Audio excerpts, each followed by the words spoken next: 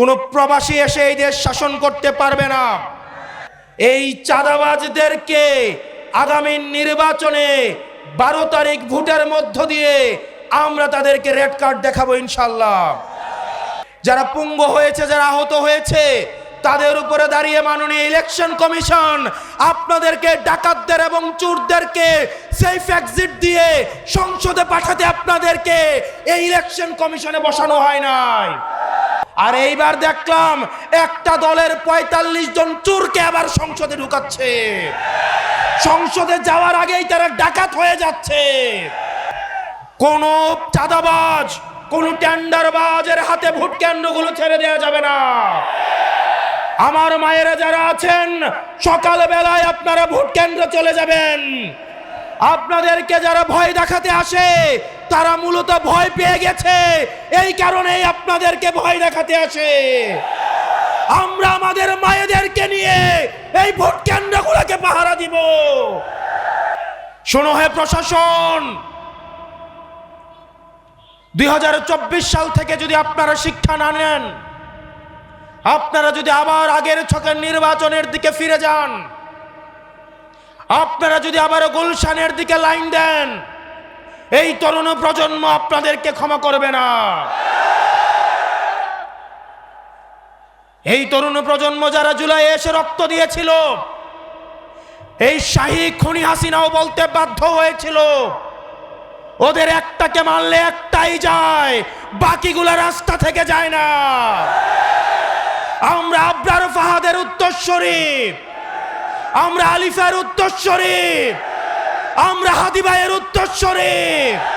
সুতরাং যেসবে ডিসিএসপিরা আবার 14-এর মতো, 18-এর মতো, 24-এর মতো ব্যালট বাক্স ছিনতাই করার চিন্তা করছেন, আপনাদের প্রতি আহ্বান থাকছে, আপনাদের প্রতি আপনাদের পরিণতি হারুনের মতো এবং বেনজিরের মতো হবে। প্রিয় প্রশাসন, আপনারা রাষ্ট্রের অঙ্গ, আপনাদের ছাড়া রাষ্ট্র কোনোভাবেই প্রপারলি ফাংশন করতে পারবে না। আমাদের এই রাষ্ট্রকে যথাযথ চালাতে হলে আমাদের পুলিশ, মিলিটারি, আমাদের সিভিল অ্যাডমিনিস্ট্রেশন, আমাদের বিচার ব্যবস্থা সবকিছুই যথাযথভাবে আমাদের প্রয়োজন। আপনাদের কাছে অনুরোধ থাকবে, আপনারা কোনো দলের গোলাম নন। আওয়ামী লীগ আপনাদেরকে গোলাম বানাইতে চাইছে, আজকে তাদের পরিণতি এবং ঠিকানা হয়েছে দিল্লিতে। আপনারা আপনাদের সহকর্মীদের থেকে শিক্ষা লাভ করেন। আমরা চাই প্রশাসন এবং পুলিশ হবে বাংলাদেশপন্থী। আপনাদের বিএনপিও হওয়ার দরকার নাই, আপনাদের 10 দলীয় ঐক্য জোটেরও কোনো সহায়তা করার দরকার নাই। আপনারা বাংলাদেশটাকে সহায়তা করেন, আপনারা জনগণকে সহায়তা করেন। আমরা জনগণ ঢাল হয়ে জুলাইয়ে যেভাবে থানাগুলোকে পাহারা দিয়েছি, ইউনিয়ন অফিস পাহারা দিয়েছি, এই জনগণ আপনাদেরকে প্রোটেকশন দিবে।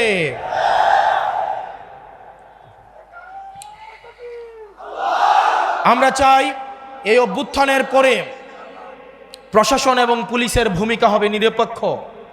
অত্যন্ত দুঃখজনক, আগে আমরা দেখেছি প্রশাসন লাইন ধরতো ধানমন্ডিতে, প্রশাসন লাইন ধরতো হচ্ছে আমাদের আওয়ামী লীগের অফিসটা যে কোথায় ছিল, গুলিস্তানে। এখন আবার দেখা যায় প্রশাসন লাইন ধরে গুলশানে। কোন এসপি বলে দিয়ে আসে তারা নাকি তারেক জিয়াকে তার জেলার 5টা আসন, 6টা আসন, 11টা আসন উপহার দিবে। আমরা ভেবেছিলাম বাংলাদেশে এই সংস্কৃতির পরিবর্তন ঘটবে।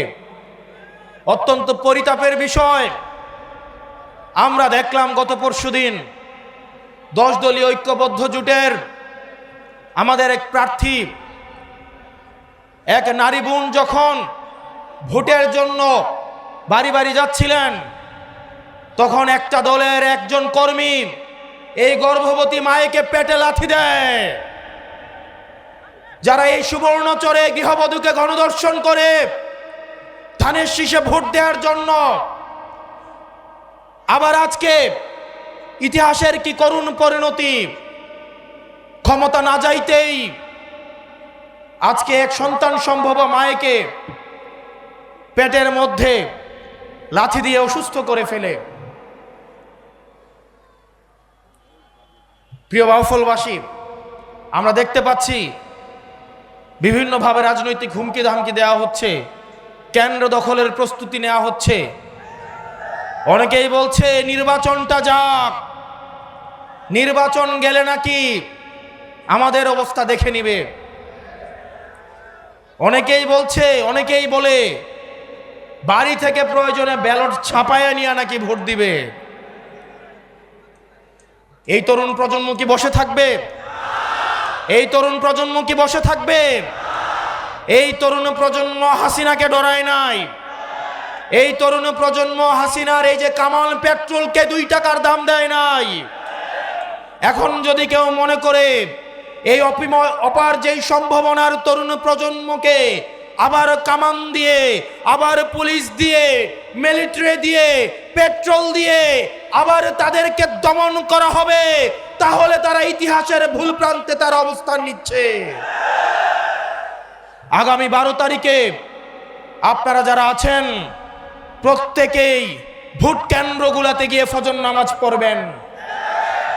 আপনারা সবাই ভোট দিয়ে এসে বাড়িতে আসবেন, ভোটের ফলাফল নিয়ে বাড়িতে আসবেন। কোন চাঁদাবাজ, কোন টেন্ডারবাজের হাতে ভোট কেন্দ্রগুলো ছেড়ে দেওয়া যাবে না। আমার মায়েরা যারা আছেন সকাল বেলায় আপনারা ভোট কেন্দ্রে চলে যাবেন। আপনাদেরকে যারা ভয় দেখাতে আসে তারা মূলত ভয় পেয়ে গেছে, এই কারণেই আপনাদেরকে ভয় দেখাতে আসে। আমরা আমাদের মায়েদেরকে নিয়ে এই ভোট কেন্দ্রগুলোকে পাহারা দিব। আমাদের ভোট এবার আমরা অবশ্যই দিব। কেউ যদি আমাদের বিরুদ্ধে ভোট দিতে চায় সে যেন নিরাপদে ভোটটা দিতে পারে, সেইটার ব্যবস্থা আমরা করব।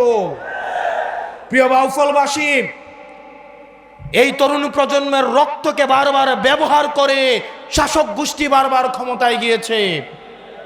এই তরুণ প্রজন্মের রক্ত, এই রক্ত মাখা ক্ষমতা, রক্ত মাখা গদি এই শাসক প্রজন্মের অনেক পছন্দের। আমরা এতদিন শুধু রক্ত দিয়েছি, এখন থেকে আমরা পলিসি নির্ধারণে অংশগ্রহণ করব। অতীতে যেটা হতো, সংসদে গিয়ে মানুষ চুরি করত, সংসদ সদস্যরা সংসদে যাওয়ার পরে চোর হতো, টেন্ডারবাজ হতো, লাইসেন্স নিজের নামে নিয়ে চুরি করত। আর এইবার দেখলাম একটা দলের 45 জন চোরকে আবার সংসদে ঢুকাচ্ছে। সংসদে যাওয়ার আগেই তারা ডাকাত হয়ে যাচ্ছে। আবার ইলেকশন কমিশন হেসে হেসে বলছে মনে কষ্ট নিয়ে তাদেরকে যেতে দিলাম।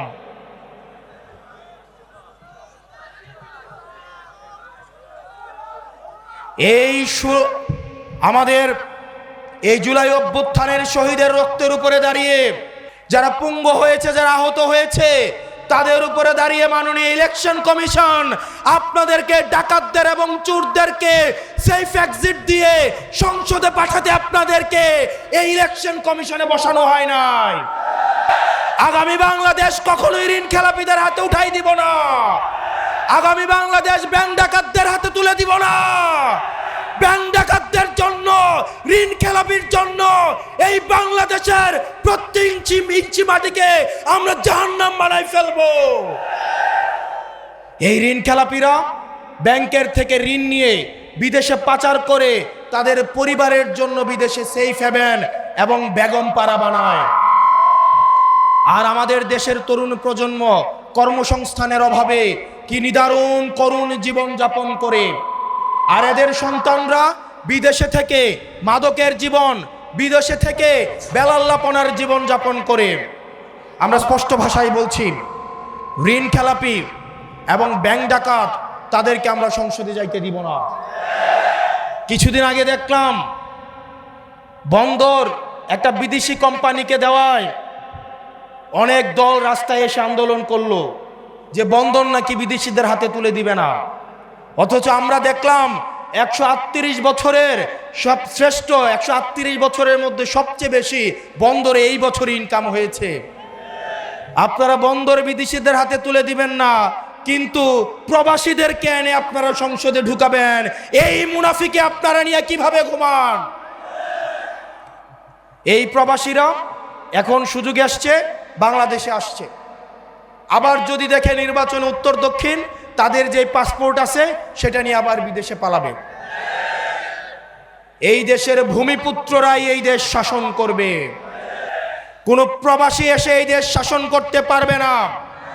যে বাংলাদেশের রক্তের সাথে, বাংলাদেশের মাটির সাথে, পানির সাথে, জনগণের সাথে যার কোনো সম্পর্ক নাই, বাংলাদেশের জনগণের নীতি নির্ধারণীতে এই প্রবাসীদেরকে, এই বিদেশিদেরকে তাদেরকে কোনো জায়গা দেওয়া হবে না। প্রিয় বাউফলবাসী, প্রিয় তরুণ প্রজন্ম, আমাদের আগামী বাংলাদেশটা, আমাদের অতীত প্রজন্ম যেই ভুল করে গিয়েছে, সেই ভুলের দায়ভার, সেই ভুলের মাসুল আমরা তরুণ প্রজন্ম বারবার আমরা দিতে পারবো না।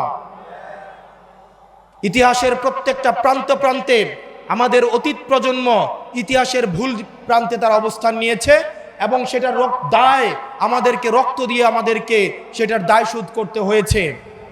আমাদের আগামীর বাংলাদেশ হবে সমতার বাংলাদেশ, আগামীর বাংলাদেশ হবে মানবিক মর্যাদার বাংলাদেশ, যেই বাংলাদেশে মত প্রকাশের জন্য আপনাকে গুম করা হবে না, যেই বাংলাদেশে মত প্রকাশের জন্য আপনাকে ক্রস ফায়ারে দেওয়া হবে না, যেই বাংলাদেশে মত প্রকাশের জন্য বাড়ি থেকে উঠিয়ে নিয়ে যাওয়া হবে না, যেই বাংলাদেশে আপনার অধিকার আদায়ের জন্য বাংলাদেশ পরিচয়ের বাইরে আপনাকে হিন্দু পরিচয়, মুসলমান পরিচয়, বৌদ্ধ পরিচয়, খ্রিস্টান পরিচয়, পাহাড়ির পরিচয়, সমতলের পরিচয় আপনাকে ব্যবহার করা লাগবে না।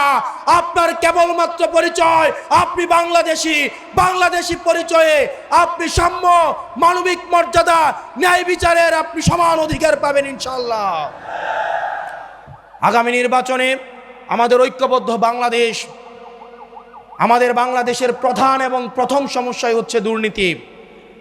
আপনি একটা ফুটা ট্যাঙ্কের মধ্যে যতই পানি দেন না কেন, দিন শেষে পানি থাকবে খালি। আমাদের ফুটাগুলাকে বন্ধ করতে হবে, দুর্নীতিকে বন্ধ করতে হবে। অত্যন্ত পরিতাপের বিষয়, আমাদের দুর্নীতি বন্ধর দিকে মনোযোগ নাই, কারণ আমরা দুর্নীতিবাজদেরকে আবার আমাদের অনেক দল সংসদে পাঠাচ্ছে। আগামী নির্বাচন হবে দুর্নীতিবাজদের বিরুদ্ধে নির্বাচন, আগামী নির্বাচন হবে টেন্ডারবাজদের বিরুদ্ধে নির্বাচন, আগামী নির্বাচন হবে এই চাঁদাবাজদের বিরুদ্ধে রেড কার্ডের নির্বাচন। প্রিয় তরুণ প্রজন্ম, আমরা এই তরুণ প্রজন্ম, আমাদের পরিচয় হবে আমরা একটা বৈষম্যমুক্ত বাংলাদেশ নামক একটা রাষ্ট্রের, আধুনিক এবং অগ্রসর রাষ্ট্রের একটা গর্বিত নাগরিক হইতে চাই।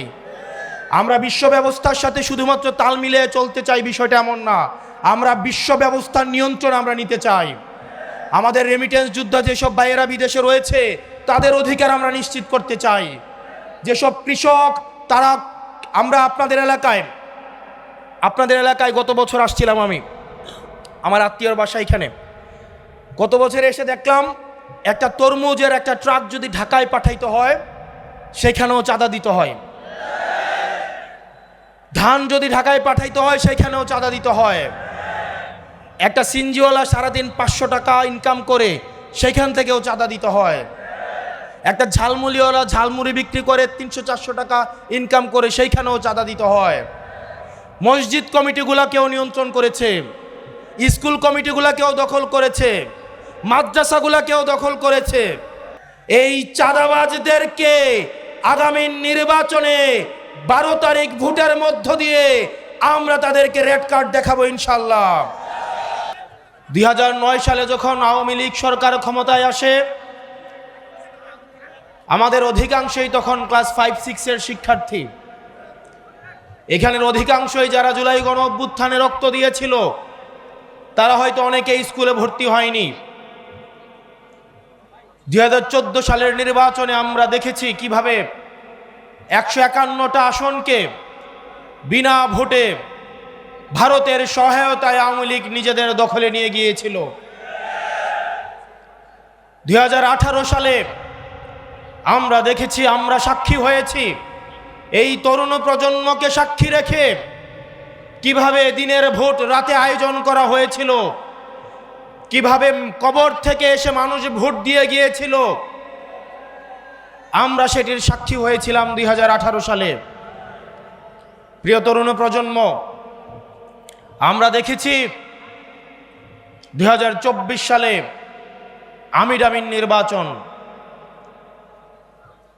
আমাদের মাথা হেট হয়েছিল, আমাদের মস্তক অবনত হয়েছিল, আমরা সাদাকে সাদা বলার স্বাধীনতা হারিয়েছিলাম। আমাদেরকে সাক্ষী রেখে গণতন্ত্রকে বারবার ভুলণ্ঠিত করা হয়েছিল। প্রশাসনের সহায়তায়, এই ডিসিএসপিদের সহায়তায়, এই ইউনিওসিদের সহায়তায় আওয়ামী লীগ বারবার ব্যালট বাক্স ছিনতাই করে আমাদের ক্ষমতা কাঠামোকে নিয়ন্ত্রণ এবং দখল করেছিল। এবং এই ফেসিবাদ লড়াইয়ের আপনারা বাউফলের মানুষ হচ্ছেন, আপনাদের গুড লাক, কারণ বাউফল আপনারা এমন একজনকে পেয়েছেন, তাকে যদি আপনারা হারান, তার বাউফলকে প্রয়োজন নাই, কিন্তু বাউফলের জন্য মাসুদ ভাইয়ের প্রয়োজন। এবং মাসুদ ভাই, আমরা যখন স্কুল কলেজে পড়ি, মাসুদ ভাই নির্যাতন নিপীড়ন যে ভিডিওগুলো সামনে আসতো, আমাদের একটা ইনোসেন্ট মাইন্ড, আমরা তখন কেবলমাত্র রাজনীতি, ভাই 6-7 সালে হচ্ছে শিবিরের দায়িত্বশীল ছিলেন, আর আমরা 6-7 সালে হয়তো ক্লাস 1-এ পড়ি বা 2-তে পড়ি। আমরা যখন ইউনিভার্সিটিতে আসলাম 2016 সালে, তখনকার সময় থেকে ভাইকে যখন আমরা দেখি, ভাইয়ের নির্যাতন নিপীড়ন কারাবরণের যেই জীবন আমরা যখন দেখেছি, যেই আপোষহীন যেই মনোভাব আমরা দেখেছি, আমরা বিশ্বাস করি বাউফল তার ইতিহাসে সর্বশ্রেষ্ঠ, এবং এই ইতিহাসে সর্বশ্রেষ্ঠ সংসদ সদস্য পেতে যাচ্ছে এবার ইনশাআল্লাহ। এই সংসদ সদস্য মাসুদ ভাই কেবলমাত্র বাউফলের না, ইনি হচ্ছেন সারা বাংলাদেশের সম্পদ। উনি হচ্ছেন আধিপত্যবাদের বিরুদ্ধে সবসময় লড়াকো এক সৈনিক, দুর্নীতিবাজদের বিরুদ্ধে এক সৈনিক, ভারতীয় আধিপত্যবাদের বিরুদ্ধে এক সৈনিক, হাদি ভাইয়ের উত্তরস্বরী। এই মাসুদ ভাইকে আপনারা তার সম্মান দিবেন তো ইনশাআল্লাহ? এই 12 তারিখ মাসুদ ভাইকে আপনারা জয় করবেন তো ইনশাআল্লাহ? ওই 12 তারিখ সারাদিন, 12 তারিখ সারাদিন, 12 তারিখ সারাদিন দাঁড়িপাল্লায় ভোট দেন, মাসুদ ভাইকে ভোট দেন, মাসুদ ভাইকে ভোট দেন, 12 তারিখ সারাদিন। প্রিয় তরুণ প্রজন্ম, আমি বারবার তরুণ প্রজন্মকে এখানে অ্যাড্রেস করলাম, কারণ হচ্ছে আগামীর যে বাংলাদেশ, এই বাংলাদেশের সংকট, এই বাংলাদেশের সম্ভাবনা, এই বাংলাদেশের সমস্যার এই দায়টা কিন্তু আমাদের উপরেই পড়বে। আগামী বাংলাদেশটা কিন্তু পরিচালিত আমাদেরকেই করতে হবে। এই বাংলাদেশটাকে যদি একটা তলা ছাড়া ঝুড়ি রেখে যায়, এটার দায় কিন্তু আমাদেরকেই নিতে হবে। এই জন্য আমাদের তরুণ প্রজন্মকে প্রস্তুত থাকতে হবে। আমাদেরকে শিক্ষা, সমৃদ্ধি, আমাদেরকে আধুনিক ট্রেনিংয়ের মধ্য দিয়ে আগামীর বিশ্ব ব্যবস্থাকে নিয়ন্ত্রণের জন্য আমাদেরকে যথাযথ প্রস্তুত থাকতে হবে। আগামীর যেই বাংলাদেশ, সেটা হচ্ছে ইনসাফের বাংলাদেশ। আগামীর বাংলাদেশ হাদি ভাই যে স্বপ্ন ইনসাফের জন্য দেখেছে, সেই ইনসাফের বাংলাদেশকে আমাদের এই তরুণ প্রজন্মকেই কায়েম করতে হবে। আপনাদের এই বাউফলের আরেক তরুণ প্রজন্মের সৈনিক, যিনি আমাদের এনসিপি থেকে প্রার্থী ছিলেন, কিন্তু এই 10 দলীয় জোটে আসার কারণে যিনি আমাদের মাসুদ ভাইকে সমর্থন দিয়েছেন, অ্যাডভোকেট মুজাহিদুল ইসলাম শাহিন, আমাদের এই তরুণ প্রজন্মের এই আরেক দিক নায়ক, এই মুজাহিদুল ইসলাম শাহিনকেও আপনাদের হাতে তুলেই দিয়ে গেলাম। আপনারা তার দায়িত্বকে নিতে হবে ইনশাআল্লাহ। ইনশাআল্লাহ আগামী 12 তারিখে আমরা এই মাসুদ ভাইকে যে কোনো মূল্যে এই বাউফল থেকে বিজয়ী করে আমরা সংসদে পাঠাবো ইনশাআল্লাহ। ও ইনকিলাব, ইনকিলাব, আপোষ না সংগ্রাম, ইনকিলাব, ইনকিলাব। বাউফলে কোনো মার্কা আছে? সারা বাংলাদেশে কোনো মার্কা আছে? এই সংসদে কোনো মার্কা আছে? ওই সেই মার্কা। আর জোরে সংসদে এ বাজাবে, সরকারে আর জোরে সামনে থেকে সংসদে, সরকারে। আর দেবিদ্বারে আবার কোন মার্কা? দেবিদ্বারে কোন মার্কা? দেবিদ্বারে কোন মার্কা? দেবিদ্বারের মার্কা আছে, সারা বাংলাদেশের মার্কা আছে। আমাদের দেবিদ্বারে হাসনাত আব্দুল্লাহর মার্কা কি? শাপলা কলি, শাপলা কলি। আমিরে জামাত একটা স্লোগান ঠিক করছে সারা বাংলাদেশের জন্য, এইটার নাম হলো পাল্লা কলি। কি নাম? পাল্লা কলি। ইনশাল্লাহ আমরা সম্মিলিতভাবে গোটা বাংলাদেশে শাপলা এবং দাঁড়িপাল্লা সহ পাল্লা কলি বিজয় হবে। আপনারা ভালো থাকবেন, সুস্থ থাকবেন। আপনাদের সাথে আমার হৃদ্যতাপূর্ণ সম্পর্ক।